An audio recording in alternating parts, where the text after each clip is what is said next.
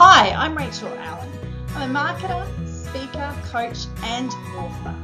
I was a proud facilitator of marketing conversations for the second time and brought myself and 7 other amazing speakers together to talk about marketing, mindset, and business. And this is the recording of one of our speakers. Enjoy.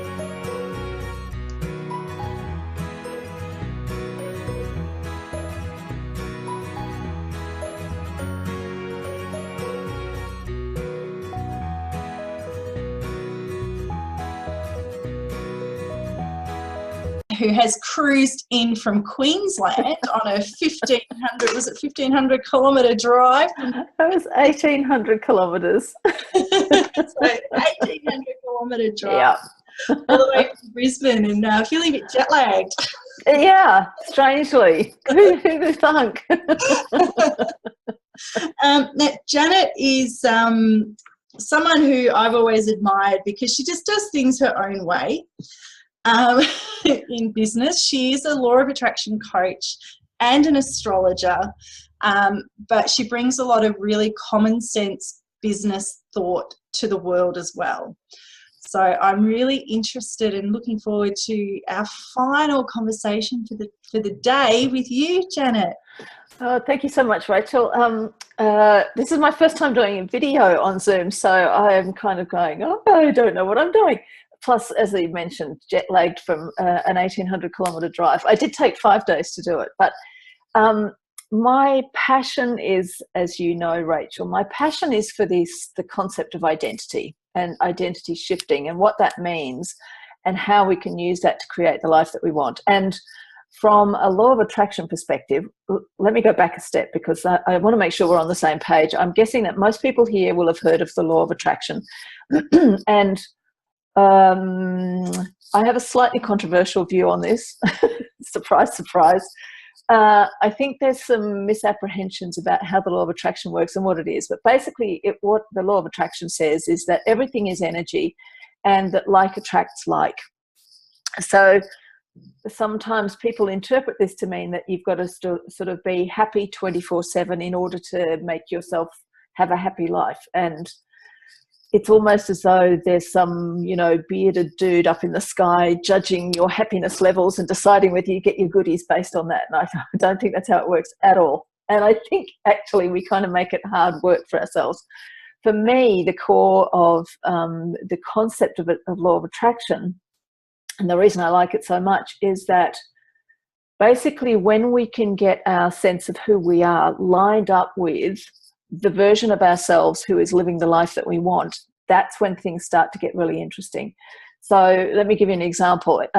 If we're looking to create love, that's a sort of relatively easy one to do, then we want to get lined up with a sense of who we are when we are in the experience of being loved. And we need to do it before we actually maybe have the lover or the husband or the partner or the whatever it is we're looking for. I think the same is true in business. So if we're looking to create a successful business and to create a life that works in harmony with that business, then we need to kind of tap into a sense of what that might look like and how can we activate that energy and those feelings before the external bits of it are in place. And so that's kind of looking at it from a law of attraction perspective. But I'm also a nerd. I love my brain science. And what really got me excited about this was, I think, a few years ago when I got interested in neuroscience and neuroplasticity, especially this idea that through our thoughts and behaviors, we can change the landscape of our brains. And what I learned was that our experience of reality, our conscious experience of reality, is delivered to us by our brains. And what our brains are these amazing organs. They're just incredible. And we, all of us, sort of live inside our brain's own programming. So sometimes it's hard to kind of step outside of it and look at it from a slightly more detached perspective. So that's what I'm going to encourage us to do today. So when we look at how our brains work, they deliver to our conscious awareness the ongoing experience of reality, what we call reality. But the way that they actually work mechanically is that the brains are receiving something like 11 billion bits of information per second, but we can only consciously process about 40 bits per second. So obviously our brains have to do this mammoth filtering job, and there's a lot of that input that's not really required for our conscious awareness, like managing our heart rate and managing the creation of red blood cells, stuff like that. We don't really need to know about at a conscious level, which is good, because otherwise we'd go nuts trying to manage all of that as well as life. But it also means that our brains shape and filter our experience of reality on a day-to-day basis, so that we literally don't see opportunities. We might not receive an invitation to speak, for example. We might just miss that in our inbox. I've had it happen to me where my brain literally doesn't let my eyes see something, but my brain doesn't deliver it to my conscious awareness, so I miss an opportunity. And the way that our brains make that decision is based on a mixture of context, memory, and a sense of identity. And our identity is our brain's opinion of who we are. So if my brain's opinion of who I am is, I'm a coach who lives in a world that's full of thousands of other coaches, and why would anybody bother hiring me? Not surprisingly, my brain, if that's the identity I'm operating with, my brain's going to deliver me an experience of life that's a match for that identity. And all of us muddle through life with these default identities that are a mixture of stuff that we learned. It's a mixture of lineage, so it's stuff that we learned in our past from, no matter how well-meaning, from parents and teachers and the media and history books and etc. It's also these default identities are informed by the messages we receive on a daily basis through social media, through television advertising, and all of those kinds of messages. So if I want to be really coherent and resonant with my identity, if I want an identity that matches as closely as possible what it is I'm trying to create, then I need to get really aware, and I need to get really, I need to step into some sense of sovereignty, some sense of authority and agency about having the identity that I'm choosing, rather than this sort of default mishmash of identity that I've inherited from parents and teachers and whoever else. And I think being in business it brings this to a really powerful focus in a way that no other endeavor in life really does. If I'm muddling along in a day job where if I turn up on time and I do the work and I go home and my salary goes into my bank account, I can sort of get away with doing that with a default identity. But when it comes to being in business, if I really want to be successful, if I really want to thrive and do it in a sustainable way, not just to sort of, manage it for a year and then burn out, then it has to match who I truly am. And that's where this idea of identity we all have this core identity of who we truly are. This goes back to the questions like the big why and some of the things that we talked about earlier. Rachel said earlier, I love this. Rachel said earlier that, your people need to know you and like you and trust you. And it's like, yes, that's absolutely right. And what chance do they have of doing that with me, if I don't know and like and trust myself, my core identity? What chance do my people have? What chance does my tribe have of connecting with me if I'm not even sure who that identity is? So there's a sort of a double act that has to go on here. There's an exploration, which is figuring out who this core identity is. And that can take some time, probably a whole lifetime. I don't think we ever completely master it. It's an ongoing journey of exploration. So it's about the exploration side of it, and then it's about the expression side of it. So it's about bringing that core identity, whoever she is, bringing her to not just to how I show up in the world in terms of my marketing and my communications and my sales pages and my about page and all the rest of it, but it's also about bringing that core identity to the world across the board so that it becomes embedded in my life in a way that is as potent as or as present as any of the old default identity patterns that I might have used in the past. I did make some notes about this. There are a couple of quotes that I actually want to read you. So I'm just going to take my attention somewhere else. Excuse my eyeline being all over the place here.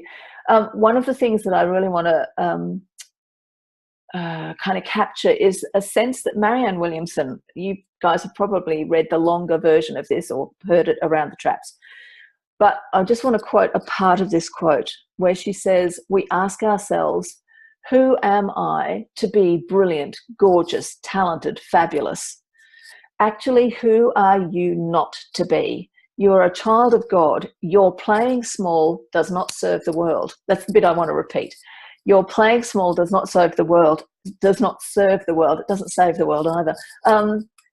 And these old default identities that most of us carry are a sense of smallness, a sense of retreating, a sense of hiding behind, a sense of not being too visible, not being too out there.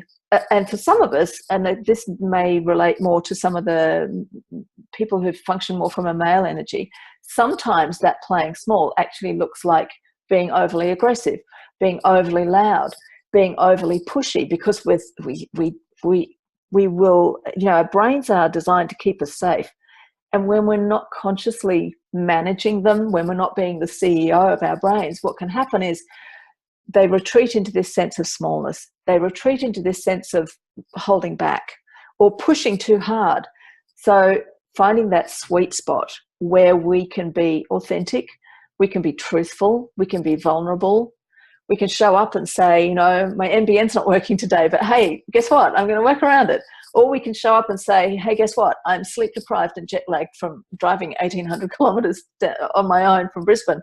But guess what? I'm showing up anyway. And when we can find that sweet spot of showing up as who we truly are, that's when we start to build these connections. And what I want to say that is going to be somewhat controversial here is it also means that we are no longer in competition, because there is nobody else who does what we do.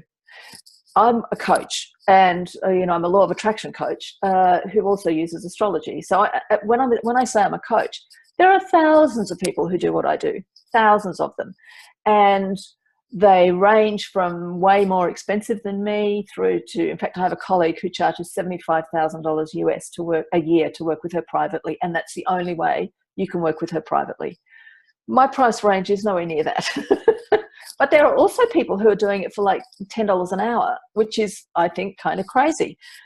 So pricing becomes sort of irrelevant when I look at my own work. Competition becomes kind of irrelevant, because I look at my work and I go, okay, I'm a law of attraction coach, but I'm also a brain science nerd. And I use astrology to help people understand that core identity that I was talking about. And I do all these other things. I'm a student of chaos magic. I'm a bit of a quantum physics nerd as well. I don't talk about that a lot in my work, because lots of people do already and do it probably more than I do, better than I do. But it's these blends, it's these weird combinations that we can begin to tease out that suddenly have us, we begin bit by bit by bit as we dig into this idea of core identity and who am I really, that we suddenly find that we look around and realize there's nobody else who's doing it quite like I'm doing it. There's nobody else.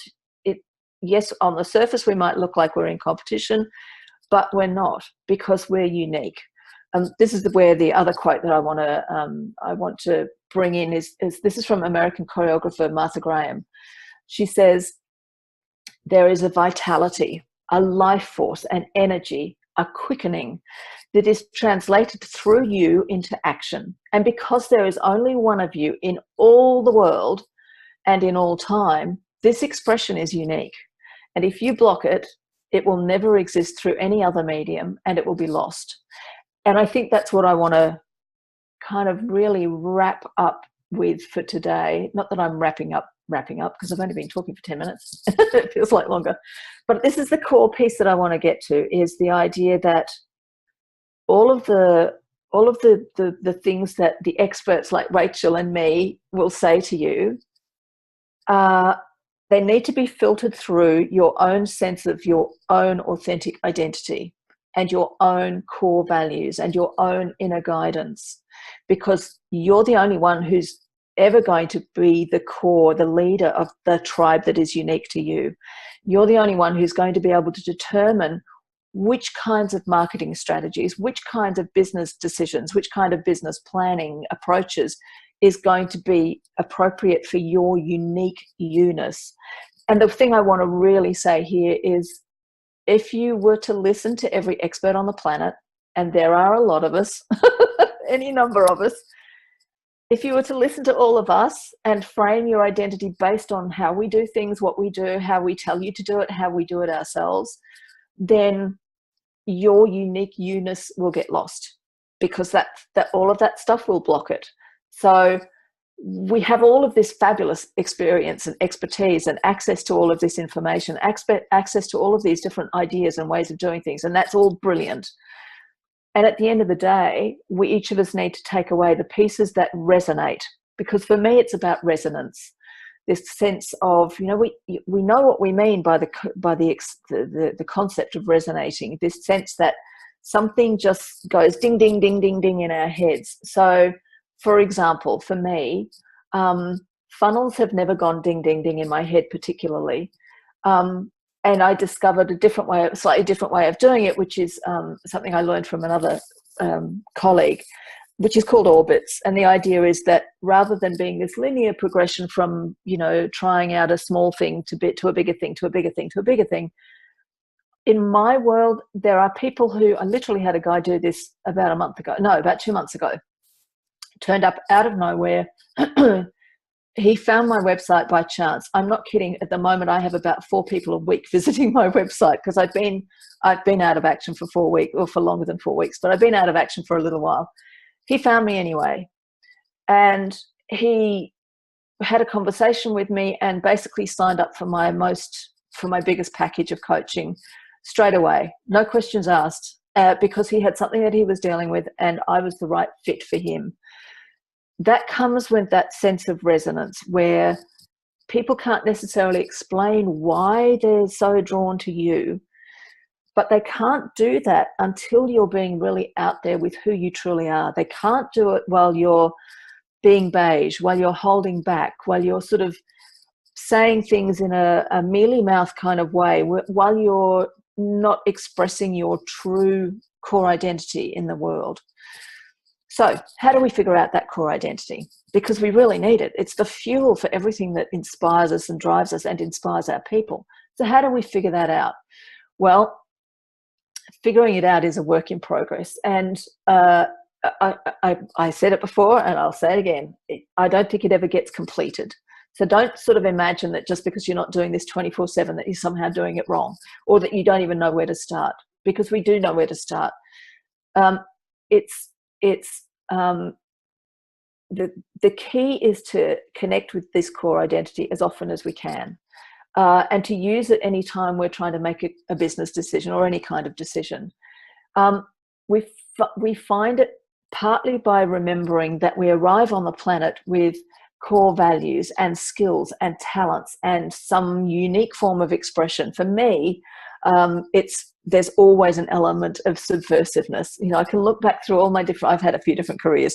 I can look back through all of my careers, and every single time, every single one of them had a sense of, I'm going to do it my way.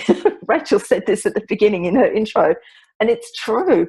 As soon as somebody tells me that there's only one way to do a thing, I immediately want to kind of go, oh yeah, says who? So all of us have this sense of there's something core that we value, that we can look back and see the patterns in our life. One of the things I think is really helpful is to look at core values. And there are lots of people who talk about core values and different ways of approaching it. I've got a resource which includes links to a few different resources, which I will share. Rachel, can I share that in the Facebook event page? Would that be all right if I do that? Yep, that's fine. Or you can email it and I'll email it out to everyone. Okay, I'll do that. Yeah, I'll do that. All right, cool bananas. It's just a sort of a resource with some ideas about how to figure out your core values.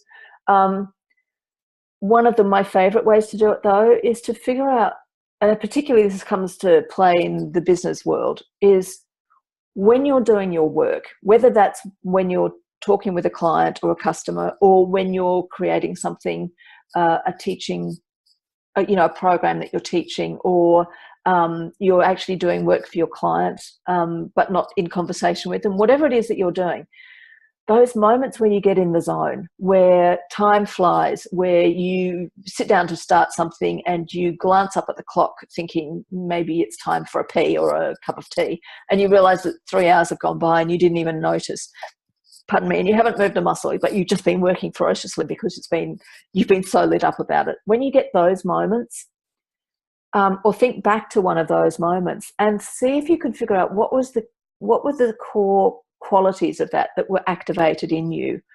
What was elicited from you in that moment? It might have been a sense of connection.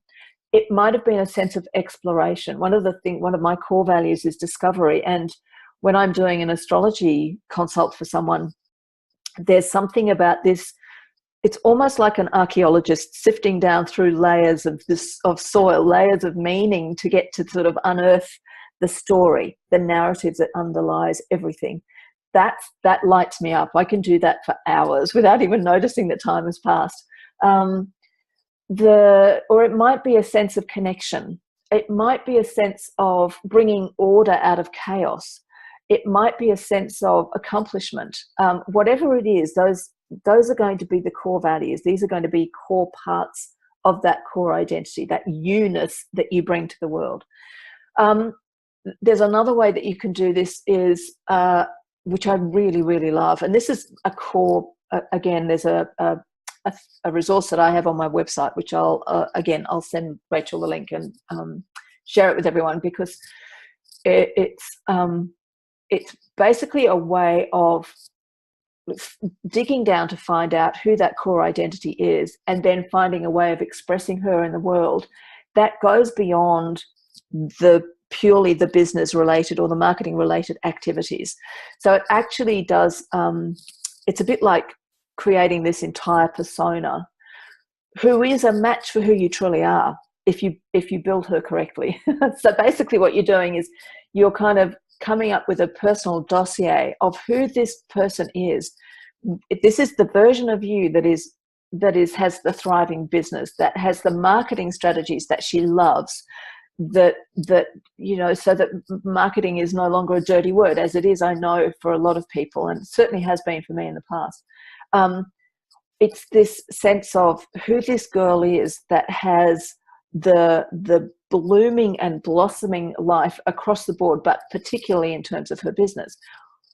Who is that girl? What does she look like? If you were going undercover, if you were a spy going undercover and playing this girl, what would she carry in her pocket?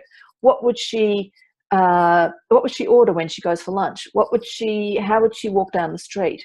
So this resource that I want to share with you, I don't want to teach it to you today because it takes a bit longer than that, but this resource I want to share with you is really helpful for helping to create this more holistic identity, which is then going to help to fuel and inform all of the work that you do and all the decisions you make when it comes to your business and your marketing. And it's a fantastic way to make sure you're not wasting energy kind of herring off on detours or taking the scenic route.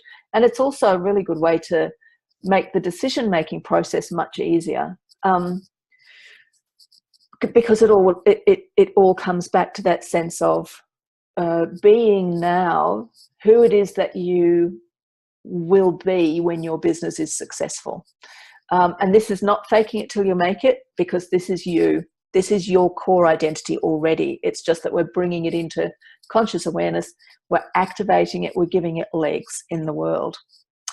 And that's kind of it in terms of presentation. But Rachel, do we have any questions? Because this is kind of really some really out there material. So I want to make sure that people aren't getting cross-eyed and going, what is she talking about? No, the feedback has been quite opposite, that they're really positive and really enjoying listening to you. So Excellent. No question. My take home from what you've just said then is that yeah, you do get bombarded with so much information from experts, from authorities, from, you know, people like you and I and other callers we've had today. And it's about going, what does it mean to me in my business, and understanding who you are and how you show up and how you want your business to show up. And that makes sifting through all that information so much better. Agreed. And I think it's interesting to notice that our sense of identity can be shaped. If we're not aware of how this works, it can be shaped by all of those messages that we get. So, you know, especially when I started out as a coach, my Facebook feed was peopled with characters like Oprah's coach, Martha Beck, who's fabulous, but nothing like me. And she doesn't coach anything like the way I do. People who are looking for a Martha Beck coaching experience are not going to be looking to hire me, and vice versa. Our tribes are very different. Our ways of communicating are very different. Our approaches are very different. I do accountability, but I don't only do accountability. I do law of attraction, but I don't do it the way a lot of other law of attraction coaches do it. I do astrology, but I don't do that the way other astrologers do. You know, my trainer, Kim Falconer, she does a daily astro update, which, by the way, is brilliant. If you're looking for anyone to follow on Facebook, find Kim Falconer. She's awesome. I don't do the daily update thing. It's not my thing. So it is about finding that sweet spot and not falling for the idea that you've got to somehow make you look like somebody else. So somebody else's author experience, somebody else's coaching, you know, being a coach experience, they can be useful to look at in terms of, oh, that's a nice idea, I quite like that. But we mustn't fall for the idea that somehow we've got to make ourselves look like them or fit into that coach-shaped box or that marketing-shaped box or that whatever else it is shaped box. I'm a big fan of questioning. I'm a big fan of Socrates, who was known to question everything. I think that's a really important approach, especially when we're looking at this idea of who am I in the world and what do I bring to the world. Yeah, and that one size doesn't fit all. Absolutely. Yeah, absolutely right. One person isn't going to always work for another person. Yeah, absolutely. And trial and error. You know, sometimes we only know this through trial and error. I know that figuring out my identity, which still a work in progress, obviously, but there have been times where in fact, you've had this experience, Rachel. I've just remembered, you know, I came up with an idea for something I wanted to do for my business. I thought, oh, this would be a great offering to have. And I went for some beta testers, and Rachel was one of them, and she loved it. And I just kind of went, yeah, I'm never doing that again. It was not my sweet spot. Didn't work for me. And that's about testing as well, and just seeing. Absolutely. It's as much about, will the market buy it, as much as do I actually enjoy delivering this. Absolutely. Well. Yeah, it's interesting, isn't it? I mean, the idea about asking the market what they want, I love that Henry Ford quote where he said, if I'd asked the market what they wanted, I would have had to build a faster horse. And I think that sometimes, you know, we need to get a connection with our tribe, absolutely.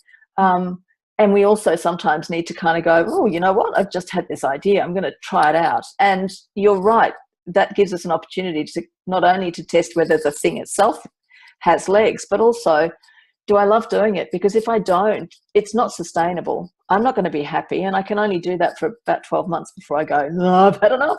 I'm done. I'm done. I'm burned out. I'm in business to enjoy myself, and I'm not enjoying it. Exactly right. Exactly right. Yeah.